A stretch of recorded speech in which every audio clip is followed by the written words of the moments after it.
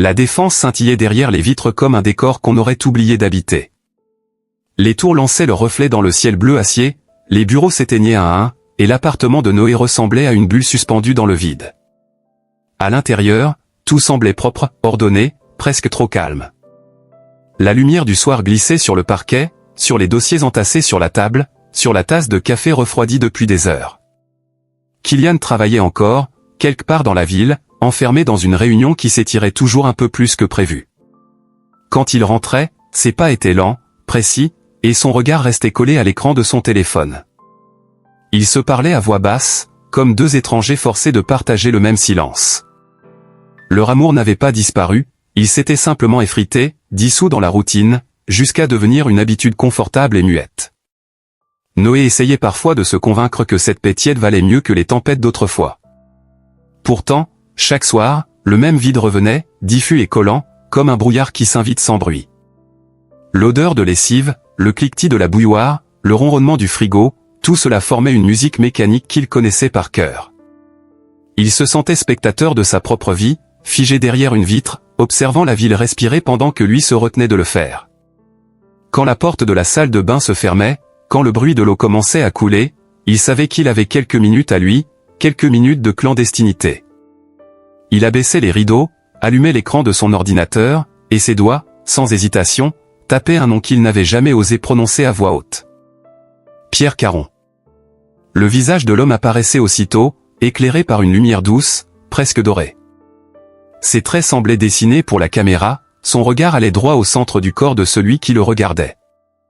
Noé sentait son souffle changer, non pas par désir brut mais par fascination. Pierre dégageait quelque chose d'indomptable, une présence à la fois simple et magnétique, un mélange de force tranquille et de vulnérabilité. Il souriait parfois, un sourire bref, qui donnait l'impression d'être un secret partagé. Noé regardait sans bouger, absorbé, conscient de l'absurdité de la situation. Il ne cherchait pas seulement l'excitation, il cherchait une trace de vie, une preuve que l'intensité existait encore quelque part. Les vidéos défilaient, il ne voyait plus la chambre autour de lui, seulement les nuances de peau, les ombres, les respirations. Il coupait le son de la douche pour mieux entendre la sienne. Quand l'eau s'arrêtait, il fermait brutalement l'ordinateur, comme si la machine brûlait. Il reprenait sa place sur le canapé, le cœur battant plus vite, le visage calme. Killian sortait, les cheveux humides, une serviette sur les épaules. Il posait un baiser distrait sur la tempe de Noé, un geste devenu automatique. Puis il se servait un verre d'eau, allumait une série, et le silence reprenait sa place entre eux, solide et transparent. Le lendemain, le même rituel recommençait. Noé passait ses journées à créer des visuels pour des campagnes qu'il ne croyait plus, vendant des images parfaites à des marques sans visage. Il construisait des illusions de beauté et de liberté pendant que la sienne se consumait doucement. Parfois, en retouchant la photo d'un mannequin, il reconnaissait dans le regard cette fausse intensité qu'il avait vue sur l'écran la veille. Cela le troublait, un écho subtil entre son travail et ses nuits. La ville, dehors, changeait de couleur au fil des heures.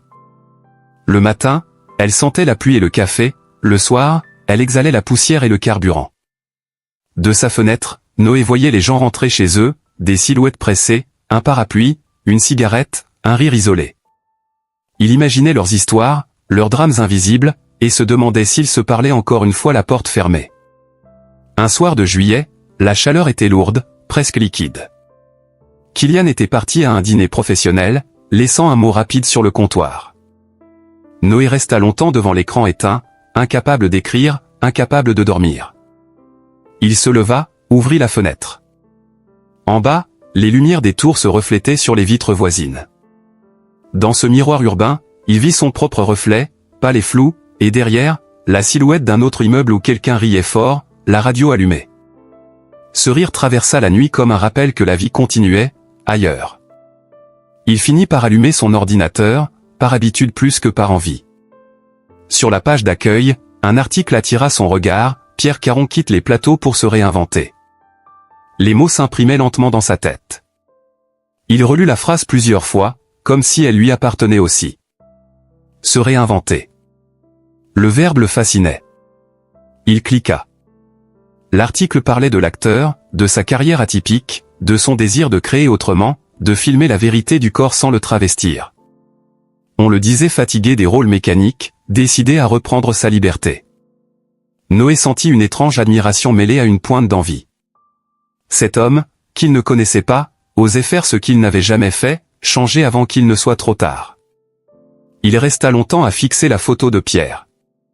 Derrière lui, la lumière du couloir se reflétait dans la vitre, coupant son visage en deux. D'un côté, la vie qu'il montrait, de l'autre, celle qu'il cachait. Il pensa à Kylian, à leurs débuts passionnés, à leurs promesses d'autrefois, puis à tout ce qui s'était dilué dans les échéances et les écrans. Une question monta, simple et brutale, quand avait-il cessé d'espérer? Minuit approchait quand Kylian rentra. Il parlait fort au téléphone, riait d'un ton professionnel. Noé referma l'ordinateur avant qu'il n'entre, glissa ses écouteurs dans un tiroir, se leva comme si de rien n'était. Le baiser d'accueil fut le même qu'hier, doux et vide. Kylian raconta vaguement sa soirée, puis s'éclipsa pour préparer une présentation du lendemain. Noé resta seul dans le salon. Le ventilateur faisait tourner l'air chaud, la ville continuait à vibrer au loin. Il alluma une lampe et observa la lumière sur les murs. Tout semblait irréel, comme si quelqu'un avait remplacé les couleurs par leur copie pâle. Il se surprit à murmurer le nom de Pierre, très bas, juste pour entendre comment il sonnait dans sa bouche.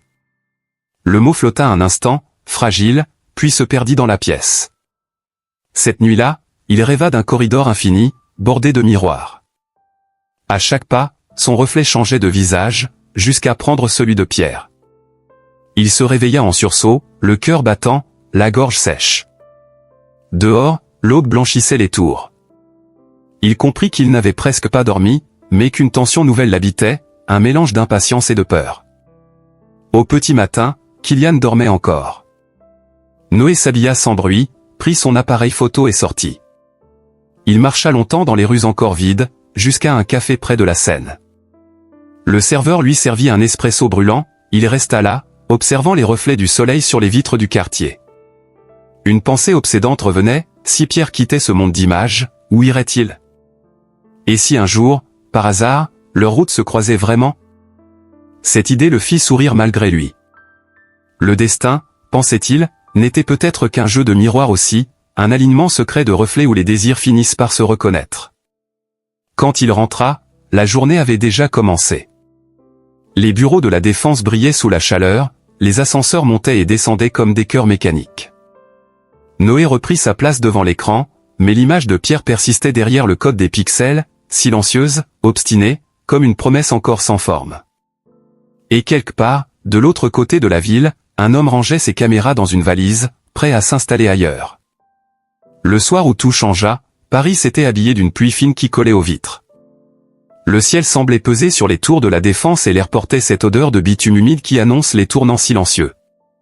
Noé rentrait d'un rendez-vous, trempé, un dossier sous le bras, et trouva Kylian déjà là, chose rare, vêtu d'une chemise repassée, un verre de vin à la main. Il parlait avec animation au téléphone, un sourire plus large que d'habitude suspendu aux lèvres. Quand il raccrocha, ses yeux brillaient d'une excitation qu'il n'avait pas vue depuis longtemps. « Un nouveau client, dit-il, un projet important, tu vas adorer. » Sa voix sonnait fière et légère, celle de l'homme qui croit encore pouvoir tout réinventer. Noé hocha la tête sans trop y croire, il connaissait ce ton, celui qu'on adopte quand on veut donner l'impression de maîtriser l'instant. Il posa ses affaires, ôta sa veste humide et demanda qui c'était. Kylian hésita un bref instant, puis répondit, presque distrait, un acteur, quelqu'un qui veut changer d'image. Quelques minutes plus tard, la sonnette retentit. Le son coupa court à toute réflexion. Noé ouvrit machinalement la porte et le monde bascula. Pierre Caron se tenait là, un parapluie dégoulinant à la main, un sourire poli aux lèvres, l'air de quelqu'un qui sait que sa présence suffit à remplir la pièce. L'eau perla sur sa veste sombre, ses cheveux étaient encore mouillés, sa voix basse, presque familière. « Merci, désolé pour le retard, le trafic est fou sous la pluie. » Le nom résonna dans la tête de Noé avant même d'être prononcé. Il resta figé une seconde de trop, incapable de parler, comme si le corps refusait de reconnaître ce que les yeux savaient déjà. Kylian arriva, tout naturel, serra la main de l'invité, présenta les lieux. L'air semblait vibrer d'un mélange de gêne et d'irréalité. Ils s'assirent autour de la table du salon. Kylian parla longtemps de stratégie, de campagne digitale, de positionnement. Noé l'écoutait sans l'entendre, le regard accroché à l'homme en face, ce visage qu'il avait vu 1000 fois à travers un écran, maintenant tangible, respirant le même air. Pierre observait, attentif, parfois un sourire effleurait ses lèvres comme s'il percevait ce trouble muet. Quand Kylian se leva pour aller chercher un dossier dans son bureau, le silence tomba. Noé sentit son cœur se serrer, un poids étrange entre la curiosité et la panique. Pierre tourna la tête vers lui, leurs yeux se croisèrent, et le temps sembla suspendu. « Tu travailles aussi dans la création ?» demanda-t-il d'une voix calme, presque douce. Noé acquiesça. « Design visuel, rien d'extraordinaire. » Pierre hocha lentement la tête, puis ajouta « Il n'y a rien d'ordinaire à rendre les choses visibles. » Cette phrase resta accrochée à l'air comme une étincelle. Noé voulut répondre, mais Kylian revint, parlant déjà d'un plan de communication et de budget. Pierre reprit son sérieux professionnel, notant quelque chose sur son téléphone. Le moment s'était effacé, ou presque. Pourtant, Noé savait qu'il venait de se passer quelque chose d'infime mais irréversible. La soirée se poursuivit dans une sorte d'équilibre fragile. Kylian exposait des concepts, Pierre écoutait, ponctuant parfois d'un rire bref, d'une remarque fine. Sa voix avait cette texture grave qui semblait glisser sous la peau. À chaque mot, Noé sentait sa concentration se fissurer. Il tenta de regarder ailleurs, mais ses yeux revenaient toujours à la même place, attirés malgré lui par cette présence tranquille. Lorsque le projet fut bouclé pour la première réunion, Kylian proposa de fêter le partenariat autour d'un dîner improvisé. Le vin coulait, la pluie continuait à tomber sur les vitres, la ville s'étirait dans un flou doré.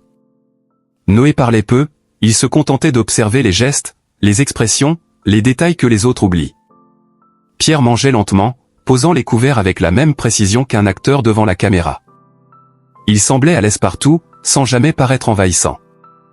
À un moment, il se leva pour examiner une affiche que Noé avait encadrée, un visuel de campagne qu'il avait conçu des années plus tôt. « C'est toi qui as fait ça ?» demanda-t-il. Noé confirma d'un signe. « J'aime la lumière ici, on dirait qu'elle respire. » La remarque frappa Noé plus fort qu'il ne l'aurait voulu. Rarement quelqu'un avait vu dans son travail autre chose qu'un simple décor. La soirée se termina tard. Kylian raccompagna Pierre à la porte. Avant de sortir, l'acteur se tourna vers Noé. « Ravi de t'avoir rencontré, vraiment. » Ses yeux plongèrent brièvement dans les siens, un éclat presque imperceptible. Puis il ajouta, comme une évidence, « On se reverra sans doute, je viens d'emménager à côté. » Appartement 1203. La porte se referma doucement, laissant derrière elle un silence plus épais que d'ordinaire. Kylian, encore plein d'enthousiasme, commentait déjà les prochaines étapes du projet, les opportunités, la visibilité. Noé l'écoutait distraitement, l'esprit ailleurs. Il voyait encore la silhouette de Pierre dans l'encadrement de la porte, le reflet de l'eau sur sa peau, le son feutré de sa voix. Quand Kylian partit se coucher, Noé resta seul dans le salon, la tête appuyée contre la vitre froide. La pluie avait cessé, mais le verre portait encore la trace des gouttes. De l'autre côté, les lumières des appartements formaient un damier mouvant. Il se surprit à chercher, sans raison, une ombre familière parmi ces fenêtres anonymes. Puis il entendit quelque chose, un murmure de musique, à peine perceptible, venant du mur mitoyen. Ce n'était pas son imagination. Il s'approcha, posa la paume contre la cloison. Le son vibrait faiblement, une mélodie lente, presque sensuelle. Son cœur se mit à battre plus vite, sans qu'il sache pourquoi.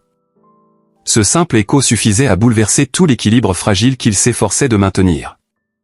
Il recula, ferma les yeux, tenta de respirer. Le lendemain, la ville semblait lavée par la pluie. Kylian était déjà parti depuis longtemps, laissant un mot rapide sur le comptoir. Noé s'assit devant son ordinateur, mais rien ne venait. Les lignes de code, les images à retoucher, tout lui paraissait soudain vide. Au lieu de travailler, il ouvrit la fenêtre. Le vent portait l'odeur de café et de papier mouillé. En bas, un camion de déménagement stationnait, des hommes déchargeaient des cartons, et parmi eux, il le vit, vêtu d'un t-shirt clair, les bras nus, un sourire léger sur les lèvres. Pierre. Il donnait des instructions, plaisantait avec les déménageurs. Le soleil jouait sur sa peau, le rendant presque irréel. Noé resta figé, incapable de bouger. Pierre leva la tête, comme attirés par un regard invisible, et leurs yeux se croisèrent. Un instant suspendu, ni sourire ni gêne, juste la reconnaissance silencieuse d'un secret partagé. Puis il fit un signe de la main, tranquille, avant de reprendre sa conversation. Noé referma doucement la fenêtre. La chaleur monta dans la pièce, et avec elle une sensation confuse, un trouble qu'il n'avait pas connu depuis longtemps. Il tenta de se raisonner, de chasser cette image, mais elle s'imposa encore et encore, comme une lumière trop forte derrière les paupières. Toute la journée, il entendit à travers le mur des bruits étouffés, le froissement de carton, le cliquetis de vaisselle, des rires brefs. La proximité devenait tangible. Le soir venu, il alluma une bougie, cherchant un peu de calme, mais la flamme dansait au rythme de ses pensées. Il se rappela les mots de Pierre la veille, « Il n'y a rien d'ordinaire à rendre les choses visibles ». Cette phrase résonnait maintenant comme une invitation, une promesse à moitié dite. Il comprit que quelque chose s'était déplacé en lui, une frontière ancienne, fragile, que la simple présence d'un voisin suffisait à fissurer. Au loin, la tour Eiffel lança ses faisceaux dans le ciel gris. Dans l'appartement voisin, la musique reprit, différente, plus douce, presque un murmure. Noé posa son crayon, ferma les yeux. La nuit s'annonçait longue, et le monde, soudain, lui paraissait moins fermé. L'été s'était installé sur la ville, lourd et paresseux, comme un souffle qui ne voulait plus se lever. Dans les tours de la Défense, les vitres chauffaient au point de refléter le ciel en feu. Noé travaillait à moitié, l'esprit ailleurs, les paupières brûlantes. Depuis quelques jours, il percevait chaque mouvement derrière la cloison voisine, le grincement d'un meuble, le froissement d'un drap, la rumeur d'une voix qui le reconnaîtrait entre mille. La simple idée de cette présence suffisait à troubler ses gestes les plus banals. Il vivait dans une attente diffuse, un mélange d'appréhension et d'envie qu'il n'osait pas nommer. Kylian avait quitté Paris pour plusieurs jours, emportant son énergie et son désordre. L'appartement semblait plus vaste sans lui, presque étranger. Noé crut d'abord apprécier ce calme, puis comprit qu'il ne supportait plus le vide. Il errait d'une pièce à l'autre, observait le ciel, laissait la télévision tourner sans son. À travers le mur, les sons se répondaient, comme un dialogue muet. Un matin, la chaleur devint insupportable. Il décida d'aller chercher de quoi réparer son rasoir tombé en panne, mais la boutique la plus proche était fermée pour congé. En rentrant, il croisa Pierre dans le couloir, un sac de course à la main, une chemise entr'ouverte. Il sourit, tranquille, presque complice. « Salut, voisin. » Noé répondit machinalement, puis ajouta dans un souffle qu'il cherchait un appareil pour se raser. Pierre haussa les sourcils, amusé. « J'en ai un, si tu veux. »« Viens. » L'invitation sonna naturelle, pourtant elle fit battre le cœur de Noé trop vite. Il le suivit. L'appartement de Pierre sentait le café et le bois ciré. Les rideaux laissaient passer une lumière claire, celle qui rend tout plus réel. Sur la table, des magazines ouverts, un carnet de notes, un appareil photo posé près d'une tasse vide. Pierre fouilla un tiroir, en sortit une tondeuse élégante, la lui tendit avec un sourire. « Elle est chargée. » Noé remercia, prêt à s'éclipser, mais la voix de Pierre le retint. « Si tu veux, tu peux l'utiliser ici, la lumière est meilleure. » Ce n'était ni une provocation ni une plaisanterie, juste une phrase simple, posée entre deux respirations. Noé hésita, puis refusa poliment. Pierre haussa les épaules, un rire léger lui échappa, et l'instant sembla s'étirer. « Comme tu veux, dit-il. D'ailleurs, j'aurais besoin d'un petit service. » Il expliqua qu'il devait envoyer quelques photos à un producteur, rien de sophistiqué, juste quelques portraits naturels. Il montra son appareil, déjà prêt. « Je pourrais le faire seul, mais j'aimerais que ce soit spontané. » Noé sentit la chaleur lui monter au visage. Il accepta malgré tout. La raison céda la place à une curiosité qu'il ne contrôlait plus. Pierre se plaça près de la fenêtre, le soleil dessinait sur sa peau un jeu d'ombre et d'or. Il tenait une tasse, leva les yeux vers l'objectif. Noé ajusta la mise au point, déclencha. Le bruit sec du déclencheur résonna comme un battement dans le silence. À chaque image, quelque chose se déplaçait entre eux, une tension fluide, presque invisible. Pierre changeait de posture, d'expression, son regard glissait parfois hors du cadre pour se poser directement sur lui. Noé sentit un frisson le traverser, pas de peur mais de reconnaissance. La séance dura peu, mais la pièce semblait saturée d'air chaud.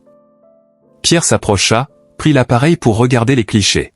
« Tu as l'œil » murmura-t-il. « Tu fais plus que capturer, tu comprends. » Leurs mains se frôlèrent au moment où l'appareil changeait de propriétaire. Noé voulut dire quelque chose, mais aucun mot ne vint. Pierre leva les yeux, son visage tout près du sien, et dit d'une voix plus basse, « Tu devrais faire ça plus souvent. Montrer le monde comme tu le vois. » L'instant se brisa quand le téléphone vibra sur la table. Pierre s'écarta, décrocha, parla brièvement, puis raccrocha. L'équilibre venait de se rétablir, mais l'air restait chargé. Noé remercia, rangea l'appareil, et s'enfuit presque, le cœur battant fort. De retour chez lui, il tenta de reprendre une routine, mais le silence paraissait plus dense qu'avant. Il réécoutait mentalement les phrases échangées, le ton calme, les regards. Tout lui semblait irréel et pourtant d'une clarté absolue. Le mur entre eux n'était plus qu'une frontière fragile, respirante. Par moments, il entendait Pierre fredonner, parfois rire au téléphone. Ce bruit infime suffisait à l'occuper des heures entières. Les jours suivants, la chaleur augmenta encore. La ville tremblait sous le soleil, les vitrines brillaient comme du métal. Noé travaillait peu, il dessinait des formes abstraites sans but. Le soir, il observait le crépuscule, les reflets sur les vitres, la vie des autres. Il savait que Pierre était là, tout près, à quelques mètres, et cette proximité tenait lieu de conversation. Un soir, alors que la canicule touchait son apogée, une coupure d'électricité plongea l'immeuble dans la pénombre. Les néons s'éteignirent, le silence avala la ville. Noé chercha une bougie, puis 3 coups discrets résonnèrent à la porte. Il ouvrit. Pierre se tenait sur le seuil, tenant une chandelle. La flamme projetait sur son visage des reflets d'ambre, rendant chaque trait plus doux. « Coupure générale, dit-il, tu tiens le coup ?» Noé acquiesça. Pierre entra sans attendre de réponse, posa la bougie sur la table. La lumière vacillante dessinait des cercles autour d'eux, un cocon mouvant. La chaleur semblait s'être concentrée dans la pièce. Pierre se servit un verre d'eau, en proposa un autre. Leurs doigts se touchèrent un instant, légers, presque involontaires. Ils restèrent là, côte à côte, regardant la flamme danser. Dehors, le vent chaud faisait vibrer les fenêtres. Pierre finit par dire, d'une voix lente, le noir a cette manière étrange de tout révéler. Noé sourit à peine, incapable de répondre. Il sentit son cœur s'accélérer, une vague de vertige lui monta à la tête. Leurs regards se croisèrent à nouveau, plus longtemps cette fois. Rien ne bougeait, le temps s'étirait. La proximité devenait palpable, une tension presque physique. Pierre approcha la main, ses doigts effleurèrent la manche de Noé. Ce geste, simple et brûlant, suffisait à tout dire. Puis, soudain, un claquement sec. La lumière revint, blanche, crue, brutale. Ils clignèrent des yeux, surpris, presque honteux. Pierre recula, esquissa un sourire, celui qu'on offre pour dédramatiser. L'univers a toujours son mot à dire, non ? Dit-il doucement. Noé hocha la tête sans parler. L'électricité rétablissait la normalité, mais la pièce n'avait plus le même goût. Pierre récupéra la chandelle, la souffla, une volute de fumée monta lentement entre eux. « Merci pour la compagnie, dit-il. On se revoit bientôt. » Sa voix ne laissait rien deviner. Noé l'accompagna jusqu'à la porte. Quand elle se referma, le silence revint, plus épais, presque tangible. Il resta longtemps immobile, fixant la trace grise de la fumée qui se dissipait. La pièce portait encore l'odeur mêlée de cire et de chaleur. Il posa la main sur le mur qui les séparait et ferma les yeux. De l'autre côté, il crut percevoir un léger mouvement, comme un souffle ou un pas. Il se sentit à la fois apaisé et tourmenté, suspendu à quelque chose qui ne disait pas son nom. La nuit suivante fut sans sommeil. La ville, dehors, vibrait sous l'air lourd. Noé s'allongea sans trouver le repos. Il écouta la respiration du bâtiment, les ascenseurs, les bruits étouffés, les soupirs de la tuyauterie. Et, parfois, la rumeur douce d'une chanson. Il se dit que peut-être, à ce moment précis, Pierre aussi restait éveillé, de l'autre côté du mur, à écouter le même silence. Quand l'aube monta sur les tours, un vent léger entra par la fenêtre. La lumière caressa son visage, et dans cette clarté nouvelle, il sut que quelque chose venait de commencer. Pas une histoire, pas encore, juste un déplacement invisible à l'intérieur de lui, une faille ouverte par un regard, par une flamme, par la promesse suspendue entre deux respirations. La chaleur s'était dissipée mais la tension demeurait suspendue dans l'air, comme un fil invisible que personne n'osait trancher. Kylian était revenu la veille, valise à la main, un sourire fatigué collé au visage.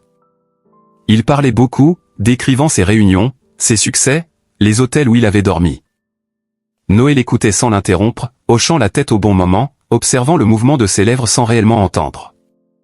Leurs regards ne se croisaient presque plus, leurs gestes se frôlaient par accident, tout semblait réglé sur la distance. Ce soir-là, il avait décidé de préparer un repas, un effort dérisoire pour sauver quelque chose d'invisible. Le parfum du thym emplissait la cuisine, la table était mise pour 3 par réflexe. Quand Kylian entra, sa silhouette se découpa dans l'encadrement de la porte. Son sourire s'éteignit aussitôt. 3 assiettes ? Demanda-t-il, la voix neutre. Noé resta figé une seconde avant de comprendre. J'ai pris l'habitude pour ton collègue enfin, pour Pierre. Les mots sortirent maladroitement, fragiles. Le silence tomba, épais, traversé d'une tension froide. Kylian s'approcha, posa son téléphone, s'assit. Pas ce soir, murmura-t-il. Il prit la fourchette, la reposa aussitôt, puis leva les yeux. Dis-moi, est-ce que tu réalises à quel point tu es ailleurs depuis quelque temps ? Noé sentit son cœur battre plus fort. Il aurait voulu répondre, dire que rien n'était grave, que la fatigue expliquait tout, mais la vérité lui brûlait déjà la gorge. Je suis fatigué de tout ça, dit-il finalement, fatigué d'avoir l'impression de disparaître. Les mots tombèrent d'un seul bloc, sans colère mais plein de lassitude. Kylian le regarda longuement, surpris, puis secoua la tête. Disparaître ? Tu crois que je ne te vois pas ? Il se leva brusquement, fit les 100 pas. Je travaille pour nous, Noé. Pour qu'on avance. Noé esquissa un sourire sans joie. Tu avances seul. Moi, je reste ici à t'attendre, à remplir le vide. Kylian serra les poings, puis souffla, et pendant ce temps, tu regardes mon client. Tu penses que je n'ai rien remarqué ? Le ton n'était pas violent, mais tranchant. Le nom de Pierre résonna dans la pièce comme un rappel impossible à effacer. Noé baissa les yeux, honteux et soulagé à la fois. Ce n'est pas ce que tu crois, dit-il faiblement. Non. Pourtant chaque fois qu'il est là, tu souris différemment. Kylian se tut un instant, le souffle court. Tu ne comprends pas, répondit Noé. Ce n'est pas lui, c'est moi. J'étouffe. Je ne sais plus comment être ici. Ils restèrent longtemps sans parler, les ombres du soir glissant sur les murs. Puis Kylian soupira, fatigué. Peut-être qu'on a besoin de distance. Cette phrase flotta entre eux comme une sentence. Noé ne répondit pas. Il savait que c'était vrai, mais l'entendre le blessa. Il quitta la table, entra dans la chambre, prit un sac et commença à ranger quelques affaires. Kylian resta dans la cuisine, les mains serrées autour de son verre vide. Aucun des deux ne tenta de retenir l'autre. Quand la porte se referma derrière Noé, le son fut discret, presque doux, mais il lui sembla que tout venait de se fissurer. Le couloir de l'immeuble était plongé dans une lumière laiteuse. Noé marcha sans but précis, puis s'arrêta devant une porte entr'ouverte. Celle de l'appartement inoccupé à l'autre bout du palier. Le propriétaire y avait laissé quelques meubles, un matelas, une table nue. Il y entra, sans réfléchir. L'endroit sentait la peinture fraîche. Il s'assit sur le sol, posa la tête contre le mur, ferma les yeux. Le silence l'enveloppa, plus apaisant que tout ce qu'il avait connu depuis des mois.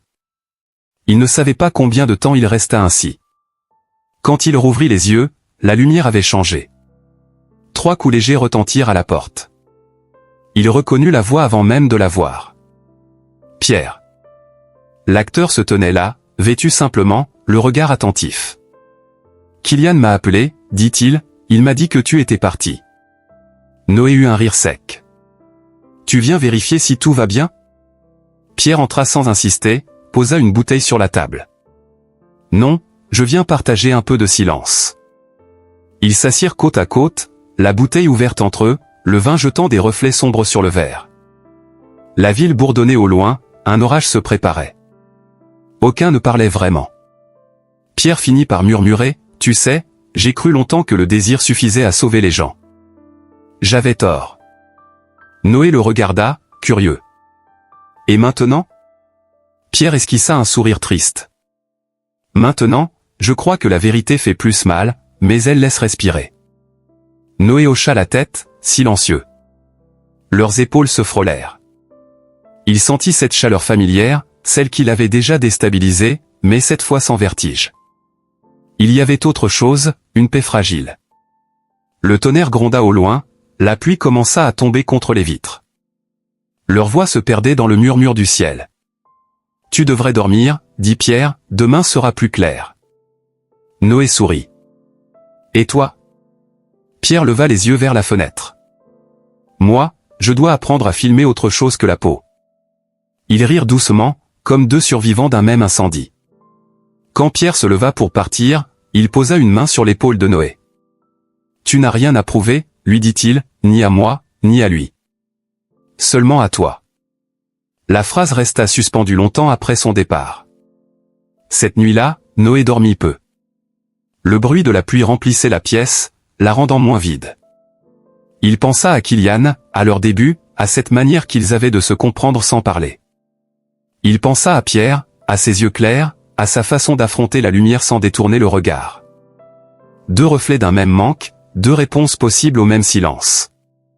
Le lendemain, il se leva tôt.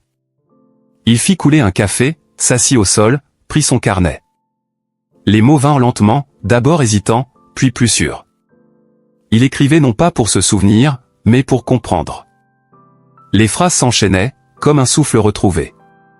Chaque mot le ramenait un peu plus à lui-même. Le jour monta sur les tours, dorant les vitres. La ville semblait neuve, lavée par la pluie. Noé se sentit plus léger, pas heureux encore, mais lucide. Le manque demeurait, mais il n'avait plus la même forme.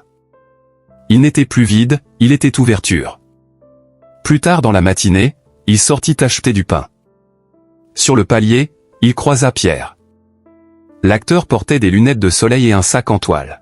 « Je pars quelques jours, dit-il, tournage à Marseille. » Il hésita, puis ajouta, « Prends soin de toi. » Noé répondit par un simple sourire. « Bon voyage. » Quand la porte de l'ascenseur se referma, il resta un moment immobile, observant le chiffre descendre lentement. Le silence revint, mais cette fois, il ne pesait plus. Il rentra dans son appartement vide et laissa la fenêtre ouverte. Le vent entrait, soulevant les rideaux, apportant une odeur d'orage lointain. Il pensa à la phrase de Pierre la veille, à la vérité qui libère même lorsqu'elle brûle. Peut-être fallait-il passer par cette brûlure pour redevenir vivant. Dans le reflet du verre, il se vit enfin, sans détour. Un homme seul, mais debout, prêt à recommencer. Et au fond, dans ce vide retrouvé, il y avait quelque chose de doux, un battement léger, comme une promesse que le monde n'avait pas cessé de lui parler. Les jours avaient repris leur cadence, lents et souples, comme une mer revenue au calme après la tempête. Noé vivait désormais dans l'appartement clair au bout du couloir, un lieu presque nu où chaque bruit prenait une importance démesurée. Il y avait l'écho de ses pas, le craquement du parquet, le souffle du vent qui entrait par la fenêtre entrebâillée. Tout semblait neuf et fragile, comme si la réalité se réapprenait pas à pas. Il travaillait davantage, sans contrainte, dans le silence retrouvé. Les matinées passaient devant l'écran, les après-midi à marcher dans les rues, à observer les gens sans les juger. Il notait des phrases dans un carnet, parfois une seule ligne, parfois un souvenir qu'il croyait effacé. L'écriture devint une respiration. C'était sa façon de combler l'espace laissé par ce qu'il avait perdu, ou peut-être de comprendre ce qu'il avait gardé. Un matin, en ouvrant la boîte aux lettres, il trouva une enveloppe.